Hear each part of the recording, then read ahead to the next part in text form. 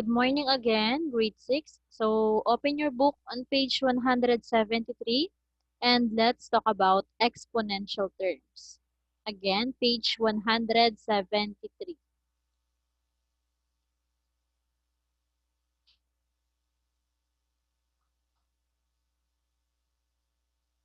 Did you see whiteboard? Opo. Yes po. Yan. Opo. So, when do we use exponentials or exponents and powers of 10 in real life? So, the answer is, we use them to represent squared numbers and products with repeated factors. So, we have here the example, yung sa 5 times 5, 3 times 3 times 3, 4 times 4 times 4 times 4 times 4. Nakikita nyo ba yung sa get ready? And we have 10 times 10 times 10 times 10. 2 times 2 times 2 times 2 times 2 times 2, and 8 times 8 times 8. So, anong napansin nyo? Anong napansin nyo doon sa mga examples na binigay ko? Yung times. Ano po? Ano, ano yun? Same po yung mga given nila. Same, yung mga numbers. So, umuulit lang yung mga numbers, tama? So, ibig sabihin yan, yung products ay mayroong repeated factors. So, yan yung sa ating exponential terms. So, paano ba natin ina-express yung exponent? Yun yung nasa taas ng base. Or yung halimbawa, meron tayong number na 2. Tapos, meron tayong exponent na 3. Anong tawag dito sa taas? Yan ay exponent. Okay? Again, that is what we called exponent. And ito namang nandito sa baba, yan yung tinatawag nating base. Okay? Clear ba? Ayan. So, tandaan, yung exponent, siya yung nasa taas.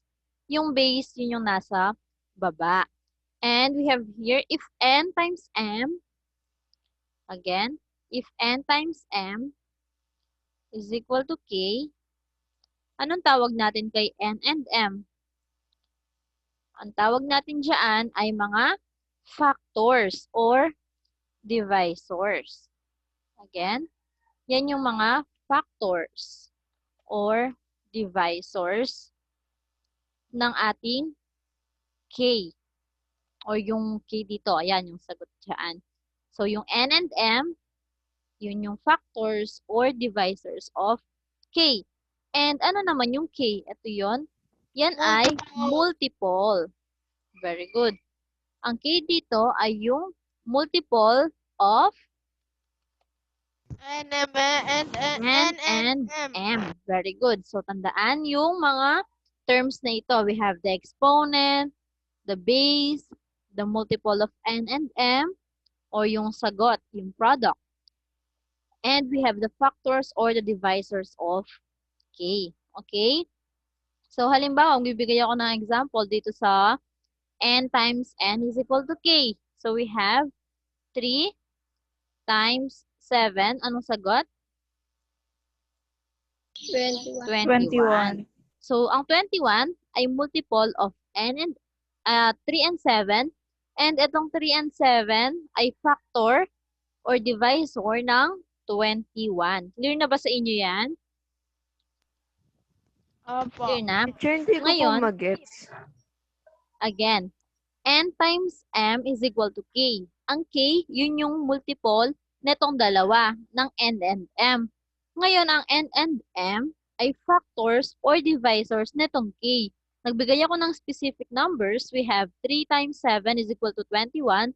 And ang 3 and 7 dito ay factors or divisors ng 21. Tama? Di ba ang 3 is factor ng 21? Ang 7, factor ng 21. Or, simply, 3 and 7 are factors and divisors din siya or sila ng 21. And ang 21 dito ay multiple ng 3 and 7. Okay? Kasi pwede nating i-divide itong 21 sa 3 and 7. Okay? Pag tinimes natin itong 3 and 7, makukuha natin yung 21. Yan yung sa, eto. Nagbigay lang ako ng specific number para at least maintindihan nyo. Okay? Next, ito namang inintroduce ko kanina, yung base and exponent. Ang exponent, siya ang nagsasabi kung ilang beses mo imumultiply si base. Huwag kayong papalito. Yung iba kasi, ang ginagawa nila kapag nakakita sila ng base and exponent, pinagmumultiply nila. That is a big, big no. Kasi, ginagawa nila dito 2 times 3. So, the answer is 6. So, tama ba yung answer? Hindi po, dapat No. po 8. Yes. Bakit? Kasi ang exponent, siya ang nagsasabi kung ilang beses natin imumultiply ang base sa 2 sarili niya. times 2 So, times 2. 2 times 2 times 2. So, 2 times 2, that is 4. Times 2 4, again, that 6. is 6 ba? 8. Kakasabi ko pa lang na hindi yan 6. 8. Ginawa nyo kasi pinag-add nyo. 2 plus 2 plus 2. No. Multiplication. 2 times 2, 4. Times 2 again, 8. Okay, clear na ba sa inyo yan? Opo. O, halimbawa naman, baliktad. Ito yung binigay ko. O, halimbawa, ang binigay ko is 3 times 3. Paano nyo siya isusulat in exponential terms? Yung base, kakopy, which is 3. Ilang beses yan? O, 3 ilan? raised to 2. Ilan sila? Dalawa. So, ibig sabihin, 3 raised to 2. And the answer is? O, 3 raised to 2. squared. O, anong answer? 9. 3 squared? 9. Very good. 3 squared is equal to 9. Hindi yan 6. Hindi yan 3 times 2. That is 3 times 3. And equal yan sa 9. Okay? Clear na ba sa inyo? Opo. Okay. Sa calculator din, pwede natin yung ma-solve. So, mag-i-input ka lang and then makukuha mo na yung answer. So, pero ngayon, ganito ang gagawin natin. Magmamanual tayo. Basta tandaan nyo, ang exponent siya ang nagsasabi kung ilang beses imumultiply si base. And madali lang naman yung ating discussion this day kasi, for example, dito sa page 176, ang kailangan lang natin is to write or to give the base and exponent of the given exponential form. Okay? Wait lang.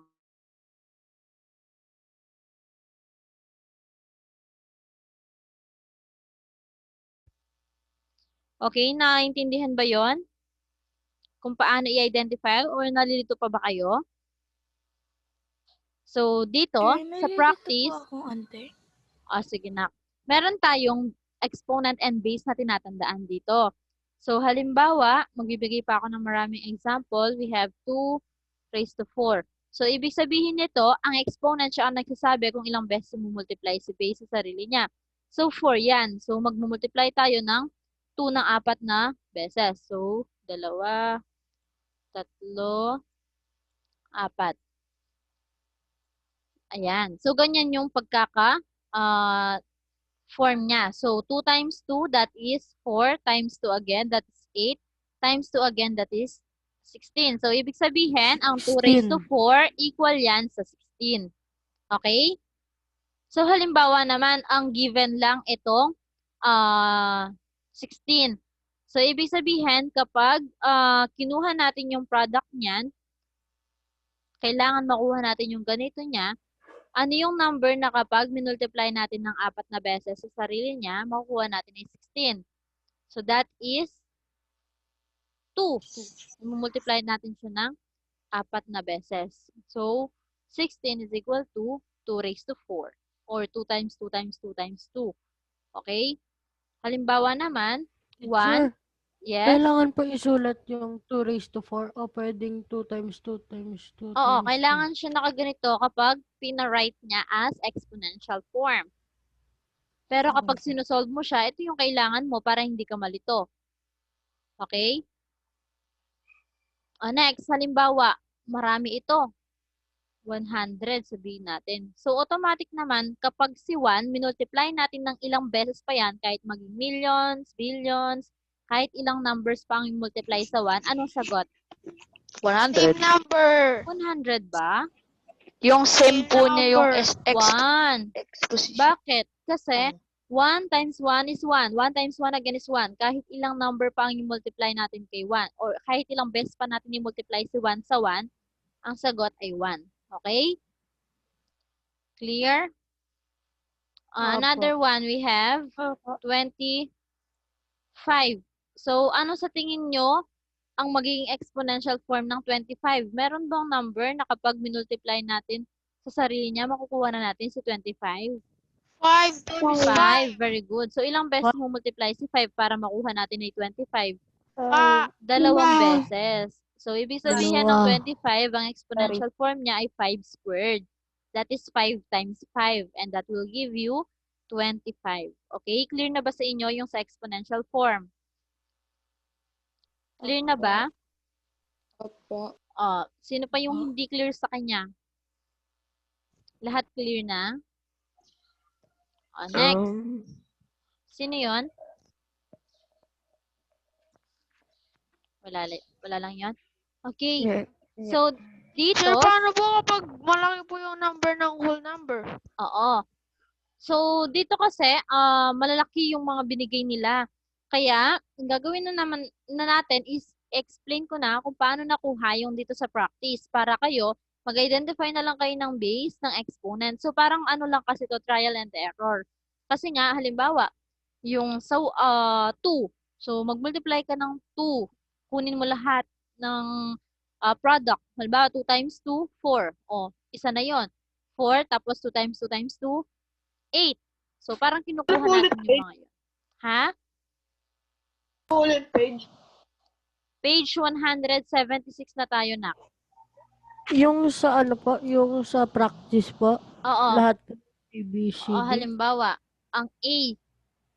So, di ba ito ay right to write the product? Yung sa ano nyo?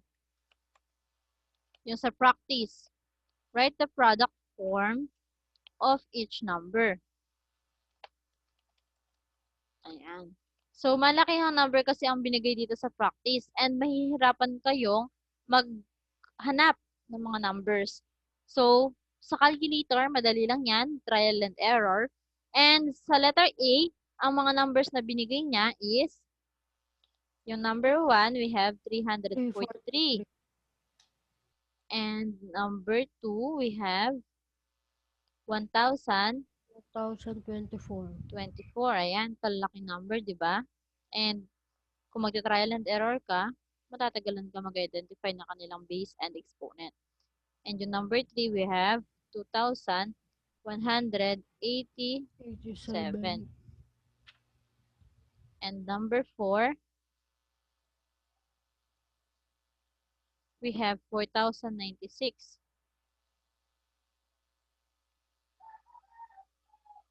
Ayan. And number 5, we have 7,776.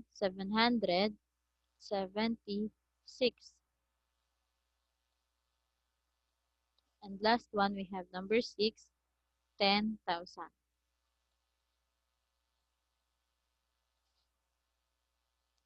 Ayan. So, para mas madali, hanapin mo yung kung saan ba yung, di ba pinag-aralan natin yung sa divisibility rules. So, dito, hanapin mo, ano yung mga numbers na divisible sa 343, sa 1,024, sa 2,187, 4,096, 7,776, and 10,000. So, halimbawa, di ba 1 to 9 lang yung numbers na inaano natin para mas ma-identify natin. So, 343. Sa tingin nyo, divisible ba siya by 2? Hindi po. Hindi po. 3? Opo. 3? Kung i-divide natin siya sa 3, ano yung ilang beses natin i-multiply sa 3 para makuha natin ay 343? Kung sa 3, meron ba? Halimbawa, ano tayo? 3 raised to 2 is 9. Hindi siya pwede. And 3 raised to 3, that is 27. And next, 3 raised to 4, that is 81. 3 raised to 5, that is 243. and 3 raised to 6, that is 729. So, sumobra na siya sa 343. Ibig sabihin, hindi si 3 ang kanyang factor. So, tingin nyo anong number? So, try natin si 7. 4. 4 ba? So, di ba ang 4 ay even number? So, 343 is not even number. And kapag 5 naman, dapat ang dulo lang ng number is 0 and 5. Ay So, po, hindi kaya siya ulit. So, 0 or 5. So, hindi siya. How about 6? Even number ulit si 6. Hindi siya. And 7. Try natin si 7 kasi odd number. So, 7, i-times natin siya sa 7, that is 49. So, hindi kulang pa siya. How about 7 raised to 3? Tatlong beses naman i-multiply si 7. So, ayun, nakuha natin. 343. Ibig sabihin, si 7, i-multiply mo siya ng tatlong beses para makuha natin yung 343. Okay? Nagets? Nagets ba yan? Opo. O, next. Opo. Yung 1024. Yung dulo ng 1024 is even number, right? So, try natin na i-divide yung 1024. So, sa 2, okay siya. Sa 2. Oo. Ngayon, ilang beses kaya natin i-multiply si 2 para makuha natin yung 1024. So, try natin. 2 raised to 2, that is 2 times 2. Tama? So, 4 siya. How about 2 raised to 3? That is 8. 2 raised to 4, 16. 2 raised to 5, 32. 2 raised to 6, 64. 2 raised to 7, 128. 2 raised to 8, 256. 2 raised to 9, 512. And 2 raised to 10, that is 2 raised to 10, that is 10 po. 1,024. So, wait, i-anuhin ko lang yung mga nagpapa-add. Ayan. So, ibig sabihin, ilang beses natin multiply si 2? 10 times. Tama? 10 times. Pero sa 4, try natin si 1024 if divisible siya by 4. So, divisible naman siya. And try natin kung pwede siyang i-convert into fraction exponential form. So, pag 4 raised to 4 raised to 2, I mean, is 16. And hindi kulang pa siya. So, 4 raised to 3, 64. 4 raised to 5 po. 4, 256. 4 raised to 5, 1,024. So, pwede rin siya. Diba? So, ibig sabihin, maraming possible. So, ibig sabihin, si 4 raised to 5, another exponential form siya ng ating 1,024. And since even number nga ang hinahanap natin, try natin siya i-divide kay 6. So, hindi siya pwede. And try naman natin siya kay 8. So, pwede siya. Tingnan natin, 8 raised to 2, that is 64. 8 raised to 3, that is 512. And 8 raised to 4, that is 4,000 na siya. So, ibig sabihin, itong dalawa ay pwedeng maging exponential form ng ating 1,024. Okay? Okay ba? Naintindihan? Opo. Next. Ito naman 2,187. So, si 2,187 is not an even number. That is odd. So, try natin siya i-divide by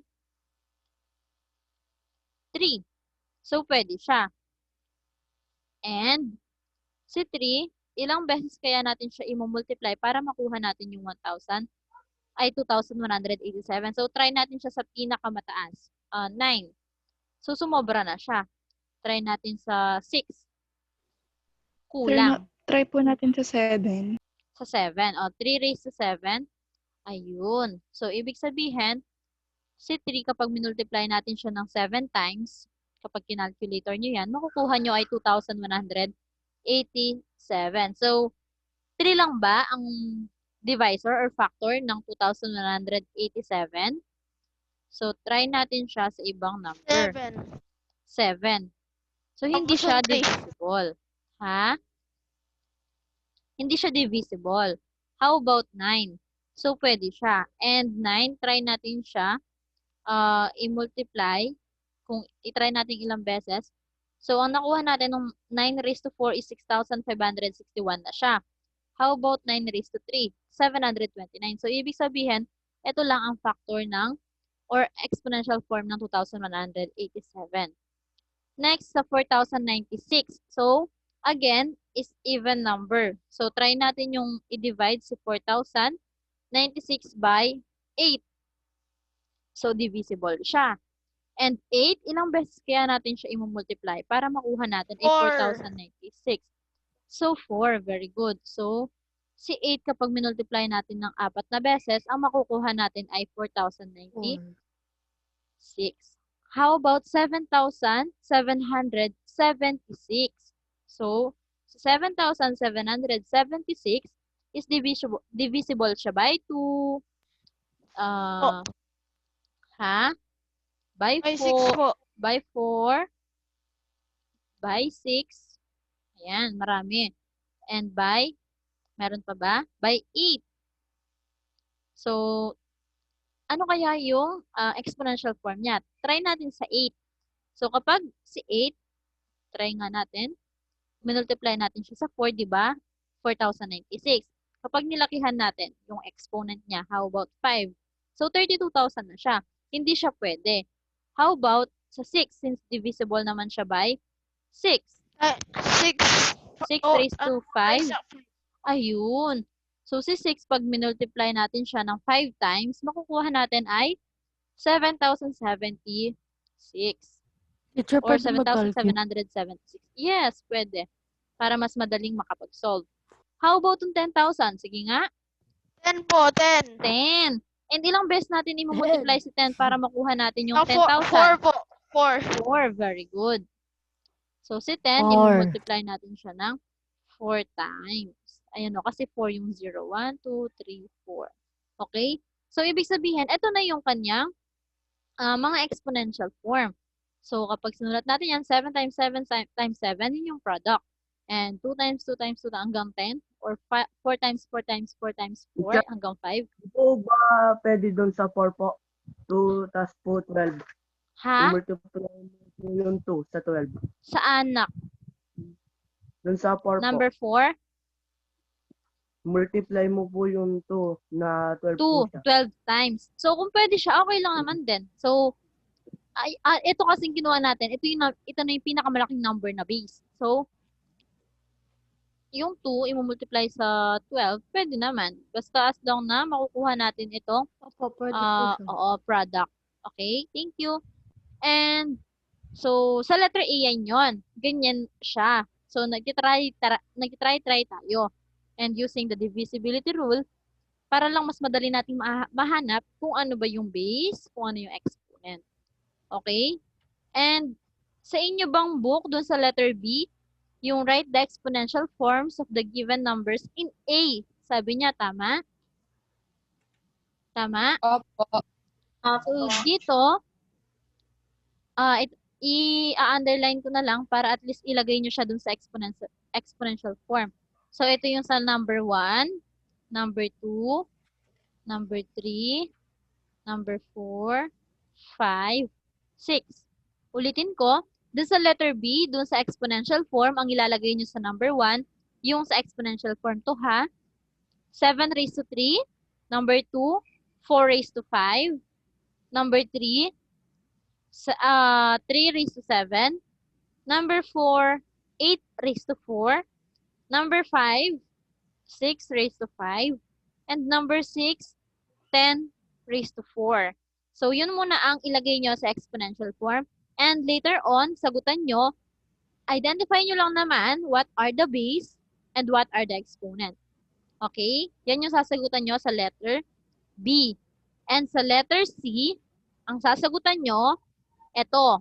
Diba nakaano sila, write sila as ano, yung sa 2 times 2 times 2 times 2 times 2 times 2. So, pwede naman kayo mag-calculator to solve. So, eto, i-write nyo sila in in power form. Parang, halimbawa, magbibigay ako ng example, yung kanina, 1 times 1 times 1. So, isusulat nyo sila in power form. Ibig sabihin, yung base, ika-copy, and ilang beses nyo minultiply si 1? 1, 2, 3. Lo. So, ang sagot is ito. Ni-write nyo siya into Teacher, power pwede pong form. paulit yung sa B. Ha? Sa B po. Pwede Sa pong B? paulit.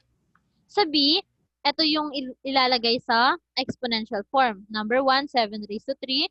Number 2, 4 raised to 5. Number 3, 3 raised to 7. Number 4, 8 raised to 4. Number 5, 6 raised to 5. And number 6, 10 raised to 4. Identify what are the base and what are the exponent. Halimbawa, ang number 1 na given is 1 raised to 3. So, i-identify ko ang base and exponent. So, ang base ko dito sa 1 raised to 3 is 1 at ang exponent ko is 3. 3. Di ba tinuro ko sa inyo, ito yung base, ito yung exponent. So, identify nyo lang sila.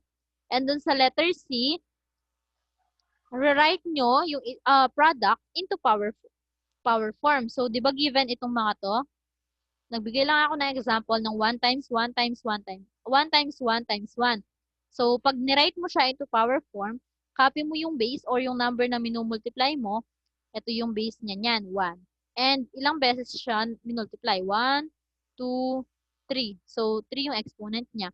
Ito na yung answer dun sa given na 1 times 1 times 1. Naintindihan ba yung letter C? Naintindihan yung letter C? And letter Madali D, lang po. and letter D, pwede naman kayong gumamit ng calculator to evaluate each expression. So, yung number 1, we have 3 times 3 times 3 times 3 times 3. So, tignan nyo sa calculator kung ilang beses or ilan ang answer. And dun naman sa mga naka-raise, example, yung sa 2 raised to 7, sa calculator nyo, makikita nyo yung parang, wait lang, tanggalin ko lang ito. So, makikita nyo yung parang ganyan sa calculator.